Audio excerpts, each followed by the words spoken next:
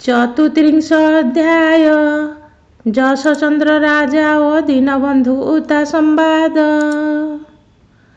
ନମସ୍ତେ ନୀଳାଦ୍ରି କେଶରୀ କମଳା ଜାର ପରିଚାରୀ, ଶରଣ ପାଦ ପଦ୍ମେ ତର ବାଞ୍ଛା ସମ୍ପୂର୍ଣ୍ଣ କର ମୋର। ପୁଣି ଚୈତନ୍ୟ ଦେବ କହେ ଶୁଣଃ ମନ ପୁଣ୍ୟମୟେ, କେବଳ ଶୁଣ ଶ୍ରଦ୍ଧା ଭାବେ ମୁଁ ଯାହା କହୁଅଛି ଏବେ। ପଶ୍ଚିମ ଗୋଦାବରୀ ତଟେ କଣୟଗିରିର ନିକଟେ, ସକଳ ଦେଶରୁ ଯେ ଶେଷ ଜାଙ୍ଗମ ନାମେ ଏକ ଦେଶ। ଶତେକ ଯୋଜନ ବିସ୍ତାର ଅମୂଲ୍ୟ ଭୂମି ମଧ୍ୟେ ସାର, ତହିଁ ନୃପତି ଯଶଚନ୍ଦ୍ର ଅତି ଧାର୍ମିକ ସେ ନରେନ୍ଦ୍ର। ଦାନୀପଣରେ ସେ ଅଗ୍ରଣୀ, ଶୂରପଣରେ ତାକୁ ଗଣି, ରାଜାପଣରେ ସେ ହୁମୁଖ୍ୟ, ପ୍ରଜା ପାଳନେ ସେ ସୁଦକ୍ଷ। ଇନ୍ଦ୍ରର ସମାନ ସମ୍ପତ୍ତି ଅନେକ ତାର ପ୍ରିୟବତୀ, ପଦ୍ମବନର ପ୍ରାୟ ବଂଶ ପୁତ୍ର ଦୁହି ତାହିଁ ବିଶେଷ। ଗଜ ତୁରଙ୍ଗ ଗଣା ନାହିଁ ପଦାତିକେ ପାରିବ କହି, ଦେବ ପୂଜନେ ଶୁଦ୍ଧ ବୁଦ୍ଧି ନାମ ଭଜନେ ସେ ପ୍ରସିଦ୍ଧି। ପୁରାଣ ଶୁଣୁଥାଇ ନୀତି ବିପ୍ରପୂଷଣେ ଶୁଦ୍ଧମତି, ଏମନ୍ତେ କେତେ ଦିନ ଗଲା ରାଜା ତା ଚିତ୍ତେ ବିଚାରିଲା। ବିପ୍ରଶାସନ ବସାଇବା ତାହାଙ୍କ ଚରଣ ସେବିବା, ହେମନ୍ତ ବୋଲି ଦଣ୍ଡଧାରୀ ପାଟ ଜ୍ୟୋତିଷକୁ ବିଚାରି। ଖୁଜଇ ଅନୁକୂଳ ଦିନ ବିଜୟ କଲେ କରାଜନ, ଦେଖି ଉତ୍ତମ ଶୁଦ୍ଧ ସ୍ଥାନ ତହିଁରେ ବସାଇ ଶାସନ। ଗଣିଲେ ଅଷ୍ଟ୍ରୋତ୍ତର ଶତେ ପୁର ନିର୍ମାଇ ବିଧି ମତେ, ପୂର୍ବ ପଶ୍ଚିମ ମୁଖ କରି ପ୍ରତି ମନ୍ଦିର ସମସରି। ଗଣାରେ 300 ପୁର କହିନୁ ହଇ ସୁବାତାର, ଗ୍ରାମ ବାହାର ବେନି ପାଖେ ରଖାଇ ସମସ୍ତ ପାଟକେ। ଲୌହକାରକ ସେ ସୁନାରୀ ବଢ଼ାଇ ଗୁଡ଼ିଆ ଶଙ୍ଖାରୀ, ରଜକ ରାଉତ ଭଣ୍ଡାରୀ ଗ୍ରାମ ଜଗାଳ ଆଦି କରି।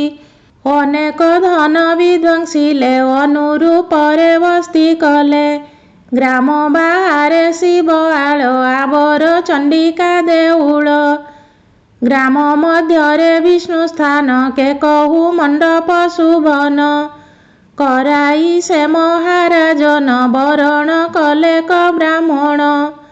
ଦୂତ ପେଶିଲା ଦଣ୍ଡଧାରୀ ଚାରି ଦିଗରୁ ବିପ୍ର କରି, ଅଇଲେ 7-8 ଘର ଏକୁଆରେକ ଶୁଭାକର। ସର୍ବେ ଅଟନ୍ତି ବେଦ ଗର୍ଭ କେହୁ ବା ପଣ୍ଡିତ ସମ୍ଭବ, ଏକୁଆରେକ ତେଜୁମୟେ ଦିଶନ୍ତି ବ୍ରହ୍ମବେତା ପ୍ରାୟେ। ବଇଲେ ଶୁଣ ମହାଜନେ ମୁଁ ଯାହା କହୁଛି ବଚନେ, ସର୍ବେ ଏ ସ୍ଥାନେ ବାସ କର ଆରାଧି ବିଷ୍ଣୁଙ୍କ ପୟର।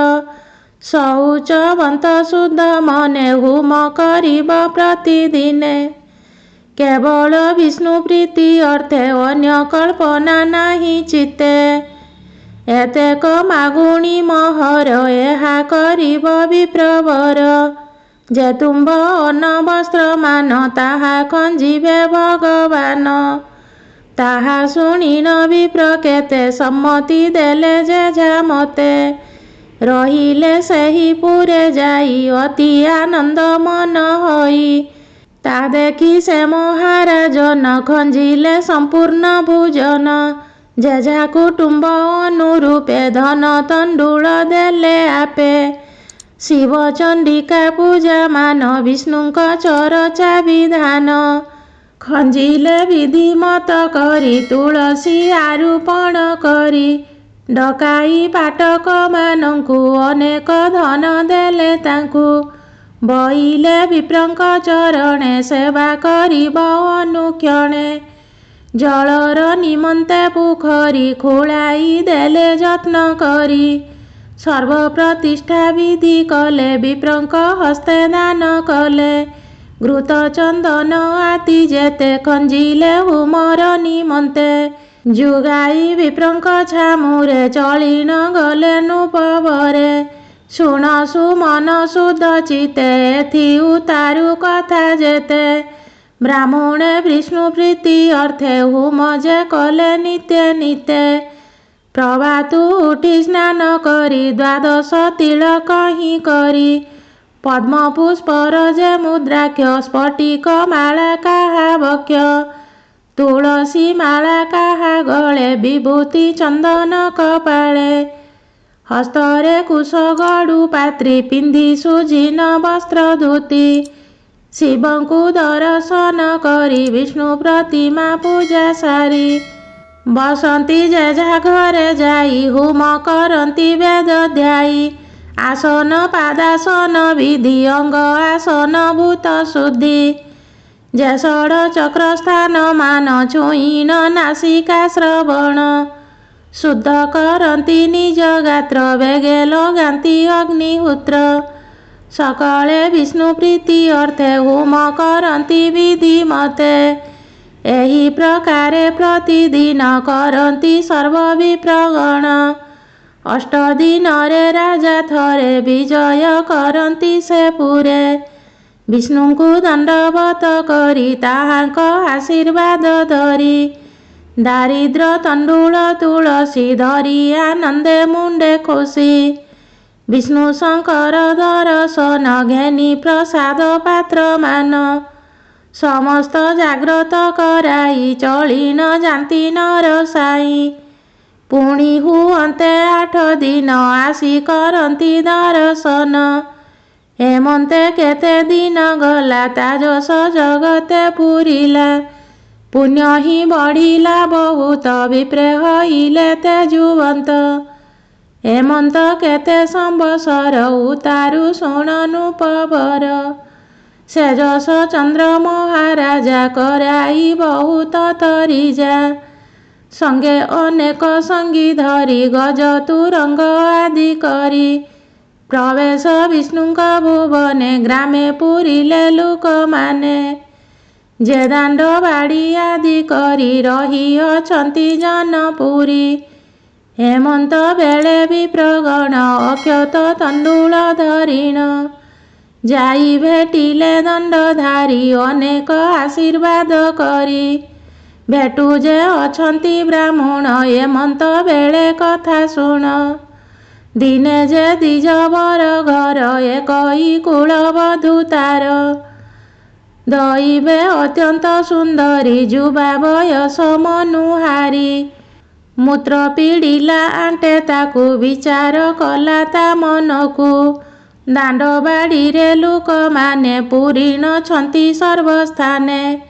ଯେଣିକି ଗଲେ ଲୋକ ଚାହିଁକି ବୁଦ୍ଧି କରିବି ଯେ ମୁହିଁ।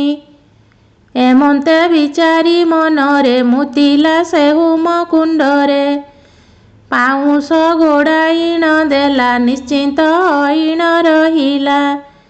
ଏମନ୍ତ ବେଳେ ନୃପବର ସୈନ୍ୟ ସଙ୍ଗତେ ଘେନି ତାର। ମେଲାଣି ହୋଇ ଚଳିଗଲେ ବ୍ରାହ୍ମଣେ ଯେଝା ଘରେ ଗଲେ। ଆଶିଣ ଶ୍ୱଶୁର ତାହାର ହୁମାଗ୍ନି ପରେ ଢାଳେ କ୍ଷୀର। ତହିଁ ଦେଖିଲା ଜ୍ୟୋତିର୍ମୟେ ବିଚିତ୍ର ସୁବର୍ଣ୍ଣ ଚକିଏ। ଏକି ବିଚିତ୍ର ବୋଲି ମନେ ପୁଛିଲା ଗୃହେ ସର୍ବଜନେ। ସମସ୍ତେ ନ ଜାଣୁ ବଇଲେ ବହୁ ଯେ ଗମ୍ଭୀରିରେ ଥିଲେ। ହସି ବଇଲେ ଶୁଣ ତାନ୍ତ କଣ୍ଟେ ମାଇଲା ମତେ ମୁତ।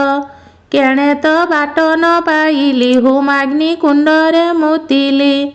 ତେଣୁ ହଇଲା ଗରା ସୁନା ମନେ ବିଚାର କର କିନା। ତାହା ଶୁଣିନ ଦ୍ୱିଜବର ଆନନ୍ଦ ହଇଲା ଅପାର। ବଇଲା ଏ ଯେବେ ସ୍ୱରୂପ କିସ କରିବ ଏବେ ନୃପ। ଦାରିଦ୍ର୍ୟ ଛାଡ଼ିଲା ଏଥର ବୁଝିବା କାଲି ପ୍ରଭାତର। ଏମନ୍ତ ମନେ ମୁଦ ଭରି ଅନ୍ନ ଭୋଜନ ସର୍ବେ ସାରି। ନିଶ୍ଚିନ୍ତ ହଇଣ ରହିଲେ ରଜନୀ ଯାଇ ଦିନ ହେଲେ। ପୁଣି ସେ କଲେ ଅଗ୍ନିହୋତ୍ର ବହୁକୁ ବଲେ କର ମୂତ୍ର। ଶ୍ୱଶୁର ଅଲଗେ ରହିଲା ବହୁ ତା ହସି ହସି ଗଲା। ପଶିଲା ଅଗ୍ନି ପାରୁଷରେ ମୂତ୍ର ସେ କଲା ହୋମ ପରେ। ସେ ଅଗ୍ନି ଲିଭାଇଲେ ଉଠି ଦେଖିଲା ସୁନା ଚକି ଗୋଟି। କେ କହୁ ବିପ୍ରର ଆନନ୍ଦ ମୁଖ ବିକାଶେ ପୂର୍ଣ୍ଣଚନ୍ଦ୍ର। ପ୍ରତିଦିନରେ ଏହି ମତି କରିନ ସୁବର୍ଣ୍ଣ ରଖନ୍ତି। ଦେଖ ସୁମନ ସେ ବ୍ରାହ୍ମଣ ଏଡ଼େ ଦୁର୍ବୁଦ୍ଧି ମୂଢ଼ ଜାଣ। ବିଚାର ନ କଲା ତା ମନ କେବଳ ମୂଳ କଲା ଧନ। ଯେ ବିଷ୍ଣୁ ପ୍ରୀତି ଅର୍ଥେ ଧନ ଦଇବେ ଅଗ୍ନି ବିଷ୍ଣୁ ସମ। ମହାବାକ୍ୟରେ ଏ ପ୍ରମାଣ ସକଳ ଯିବେ ପରିତ୍ରାଣ। ଏହା ମୁଁ କେମନ୍ତେ କରିବି ନରକେ ସିନା ସଞ୍ଚରିବି।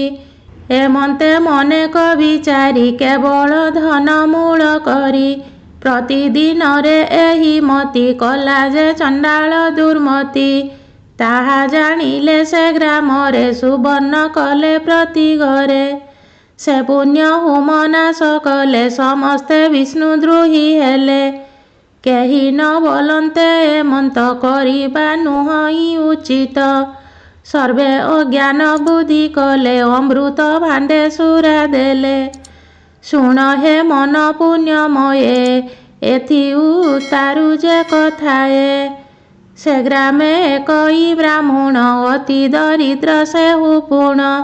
ତାର କୁଟୁମ୍ବ ଜଣ 7 ବେନି ଦୁହିତା 3 ସୁତ। ପତ୍ନୀ ତା ଅଟଇ ମୁଖରି ସ୍ୱାମୀର ବଚନ ନ କରି। ନାମ ତା ଦୀନବନ୍ଧୁ ତା ଜାଣଇ ପାପ ପୁଣ୍ୟ କଥା। ହରି ଭଜନ ମୂଳ ତାର ନ ଛାଡ଼େ ଆଚାର ବ୍ୟବହାର। ସକଳ ଜୀବ ଦୟାବନ୍ତ ବଚନ କହି ଅମୃତ।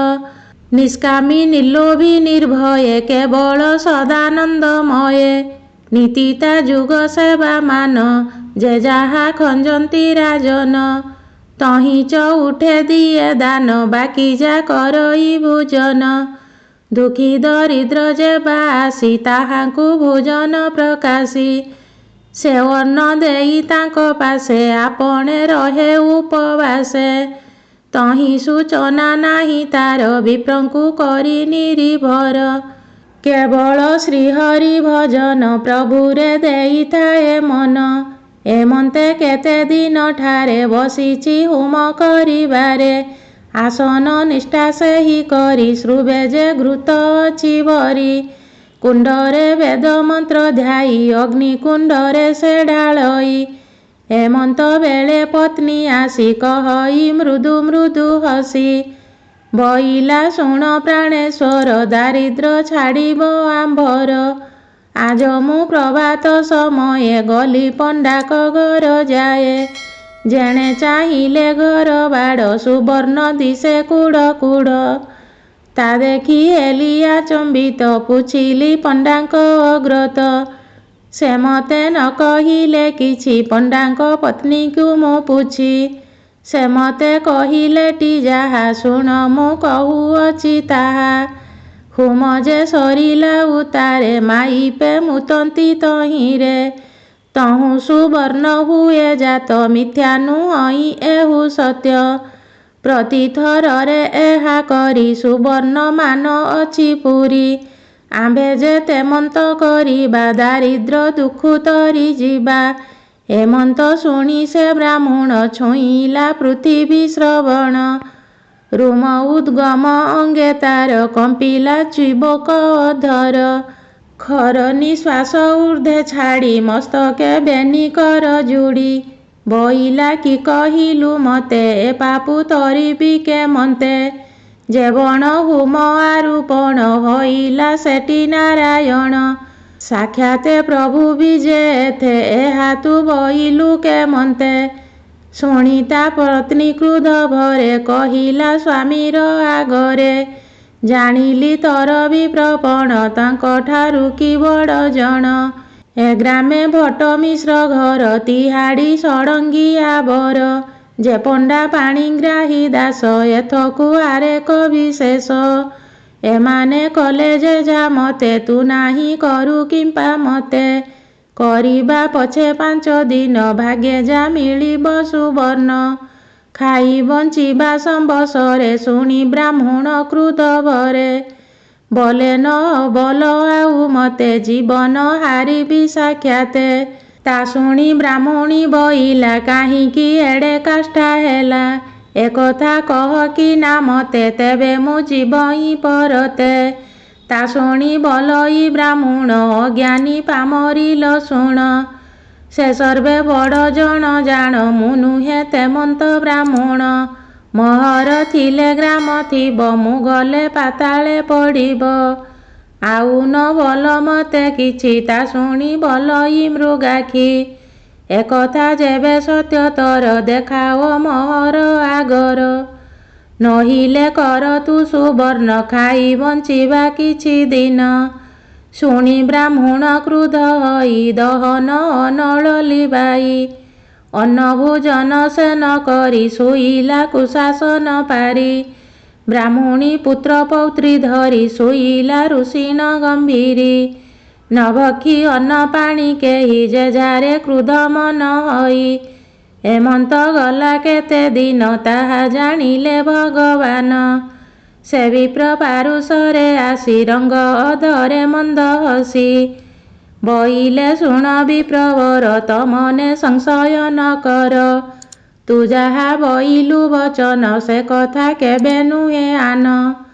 ତହର ହସ୍ତପତ୍ର ପୁଷ୍ପ ତହିଁ ଆମ୍ଭର ବଡ଼ ଆସ ଏବେ ଯେ 3 ଦିନ ହେଲା ଅନ୍ନ ଭୋଜନ ମନଇଲା ଆମ୍ଭେ ରହିଲୁ ଉପବାସେ ତର ଆହୁତି ଦେବା ଆସେ।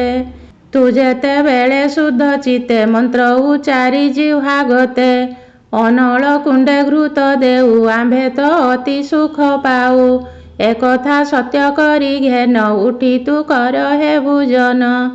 ଏମନ୍ତ କହି ଭାବଗ୍ରାହୀ ତକ୍ଷଣେ ଅନ୍ତର୍ଧ୍ୟାନ ହୋଇ ଚେତନା ପାଇ ବେଗେ ଉଠି ଚାରି ଦିଗକୁ ଦେଲା ଦୃଷ୍ଟି ପାଶେ ଦେଖିଲା ନାହିଁ କେହି ମନେ ବିଚାର କଲା ସେହି ବଇଲା ନିଃଶେଷେ ଶ୍ରୀହରି ମତେ କରୁଣା ଗଲେ କରି ବୋଲି ଉଠିଲା ଦ୍ୱିଜବର ମଜୀବ ହୋଇଲା ଉଦାର ଡାକିଲା ପତ୍ନୀ ନାମ ଧରି ବଇଲା ଉଠ ବେଗ କରି ବାଳକେ ହଇଲେ ଓ ନାଥ ହତ୍ୟା କି ପାଇବୁ ଗତୁତ। ତା ଶୁଣି ବଲଇ ସୁନ୍ଦରୀ ଏବେ କି ପାରୁଷୁ ନା କରି ନହିଲେ ଏ ଗ୍ରାମ କେବଳ ପଡ଼ିବ କେବେ ରସାତଳ ଦେଖିବ ନୟନ ମହର ତେବେଟି ପତ୍ନୀ ମୁଁ ତୁମ୍ଭର ନହିଲେ ଛାଡ଼ ମୋର ଆସ ତୁ ସୁଖେ କର ଗୃହବାସ। ତା ଶୁଣି ବଲଇ ବ୍ରାହ୍ମଣ ଏ ମୋର ପିଣ୍ଡ ପଞ୍ଚ ପ୍ରାଣ ଥିଲେ ସୁବର୍ଣ୍ଣ କରିବାର ନୁହଁଇ ସତ୍ୟ ସତ୍ୟ ମୋର। ଶୁଣି ବ୍ରାହ୍ମଣୀ ବୋଲେ ପୁଡ଼ୁ ଦେଖା ଧରଣୀ ଛିଡ଼ି ପଡ଼ୁ ବ୍ରାହ୍ମଣ ବଇଲା ଲ ହେଉ କେତେକ ଟାଳ କରୁଥାଉ। ଶୁଣି ଉଠିଲା ସେ ବ୍ରାହ୍ମଣୀ ରନ୍ଧନ କଲା ତତକ୍ଷଣି ବାଳକ ବାଳିକାଙ୍କୁ ଦେଲା ନିଜ ପତିଙ୍କୁ ପରସିଲା ବ୍ରାହ୍ମଣ ଶୁଚିମନ୍ତ ହୋଇ ଆସନେ ବସିଲା କଯାଇ ପ୍ରଭୁଙ୍କୁ କଲା ନିବେଦନ ଆନନ୍ଦେ କଲା କଭୋଜନ। ତ୍ୱରିତେ ହସ୍ତ ମୁଖ ଧୋଇ ଉଠିଲା ବେଗ ବେଗ ହୋଇ ହସ୍ତରେ ସ୍ରୁବଗଟି ଧରି ବଇଲା ଶୁଣ ହଟ ନାରୀ ଏଥେ ପାଇବୁ କେଉଁ ଯଶ ଏତେକ ବୋଲି ଯିବେ ନାଶ ନକର ଏମନ୍ତ ଶୁଣିବ ଲଇ ନାରୀ ସତ ତୁ ଯାହା ଭଣ୍ଡୁଅଛୁ ମତେ କଥା ହୋଇକି ଯୁକତେ। ଶୁଣି ବ୍ରାହ୍ମଣ ଖର ଶ୍ୱାସ ତେଜି ପତ୍ନୀ କି କଲେ ଆସ ପୁତ୍ର ଦୁହିତା ସଙ୍ଗ କରି ଚାଲ ଗତୁ ପ୍ରାଣ ଈଶ୍ୱରୀ ଗୃହ ଜଞ୍ଜାଳ ଯେତେ ମୋର ଛାଡ଼ି ଯିବା ଗ ଦେଶାନ୍ତର। ହେମନ୍ତ ଶୁଣି ସେ କାମିନୀ ପୁତ୍ର ଦୁହିତା ସଙ୍ଗେ ଘେନି ଚଳି ନ ଗଲେ ସେ ତ୍ୱରିତେ ମିଳିଲେ ଗ୍ରାମ ସନ୍ଧିଗତେ ସେ ହରି ଭକ୍ତ ହରି ଧ୍ୟାଇ ଗ୍ରାମ ବାହାରେ ପାଦ ଦେଇ ଆରେକ ଚରଣ କାଢ଼ିଲା ମଧୁସ ନାହିଁଟି ବଇଲା ତା ଶୁଣି ବଇଲା ଜଞ୍ଜାଳି ମୋ ମୁଖେ ପରା ଦେଲ କାଳି ମୁଁ ଏହା ନ କରିଲେ ବାରେ ଲେଉଟି ଯିବି କି ତ ଘରେ। ଶୁଣି ତା ନିରାଶ ବଚନ ବିପ୍ର ଚିନ୍ତିଲା ଭଗବାନ ଆର ଚରଣ ଟେକି ଦିଅନ୍ତେ ଶବଦ ଶୁଭିଲା ନିର୍ଘାତେ। ସେ ଗ୍ରାମ ଖଣ୍ଡ ସନ୍ଧି ଘେନି ଖସି ନ ପଡ଼ିଲା ମେଦିନୀ। ତା ଦେଖି ବିପ୍ର ଆହାରଟି ପକାଇ ଦେଲେ ଶ୍ରୁବଗଟି। ସେ ଶ୍ରୁବ ପଡ଼ନ୍ତେ ମେଦିନୀ ରହିଲା ସେହିଠାରେ ପୁଣି। ଅର୍ଦ୍ଧ ପାତାଳ ସ୍ଥାନ ରହି ରୁଦନ କଲେ ସର୍ବେ ତହିଁ। ସ୍ତ୍ରୀ ପୁରୁଷଙ୍କ ବୁବାଳି ଶୁଣି ଜଗତେ ହେଲା ହୁରି। ପଡ଼ିଣ ମନେ ରାଜ ଲୁକେ ତା ଦେଖି ଧାଇଁଲେ ଅନେକେ। ତା ଶୁଣି ଯଶଚନ୍ଦ୍ର ରାୟ ତକ୍ଷଣେ କଲେ କବିଜୟ। ପୁଛିଲେ ତାଙ୍କୁ ଉପଦେଶ ମିଳିଲେ ତାହାଙ୍କର ବାସ। ବିପ୍ର କହିଲେ ବିଧିମତ ଶୁଣି ନୃପତି ଆଚମ୍ବିତ। ରହିଲେ ସ୍ତମ୍ଭୀଭୂତ ହୋଇ ବଦନୁ ବାକ୍ୟ ନ ସ୍ଫୁରଇ। ପୁଣି ବଇଲେ ବିପ୍ର ଶୁଣ ତତେ ଯା ଦେଖିଲି ନୟନ। ପୂର୍ବେ ମୋ କେତେ ପୁଣ୍ୟ ଥିଲା ତେଣୁ ଏ ସୁଯୋଗ ଘଟିଲା। ଅନେକ ଅଳଙ୍କାର ଭରି ପାଟ ବାନ୍ଧିଲେ ଦଣ୍ଡଧାରୀ। ଜୀବନ୍ତେ ଅନ୍ନ ବସ୍ତ୍ର ଦେଇ ଚରଣେ ହୋଇଲେ ବିନୟୀ। ବଇଲେ ସତ୍ୟ ଆଜିଠାରୁ ତୁମ୍ଭେ ମୋ ପିତା ମହାଗୁରୁ। ମୁଁ ତୁମ୍ଭ ଚରଣରେ ଦାସ ବୋଲି ଖଞ୍ଜିଲେ ଅନ୍ନବାସ। ତହୁଁ ଚଳିଲେ ନରରାଏ ଭୂମି ପାତାଳେ ଥିବା ଯାଏ। ଅନେକ ଯତ୍ନମାନ କରି ବିପ୍ରଙ୍କ କୁଟୁମ୍ବ ଉଦ୍ଧାରି।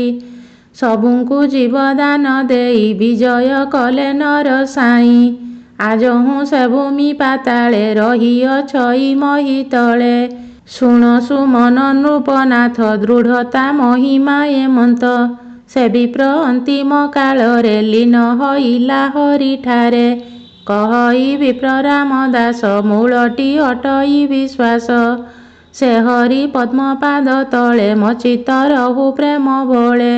ସୁଜନେ ଏ ଆଶିଷ କର ମୁଁ ତୁମ୍ଭ ଚରଣେ କିଙ୍କର। ଇତି ଶ୍ରୀ ଦାଢ଼୍ୟତା ଭକ୍ତି ରସାମୃତେ ମନ ଚୈତନ୍ୟ ସମ୍ବାଦେ। ଦୀନବନ୍ଧୁ ଉତା ଦାଢ଼୍ୟ ଭାବ ବର୍ଣ୍ଣନେ ନାମ ଚତୁର୍ତ୍ରିଂଶ ଅଧ୍ୟାୟ।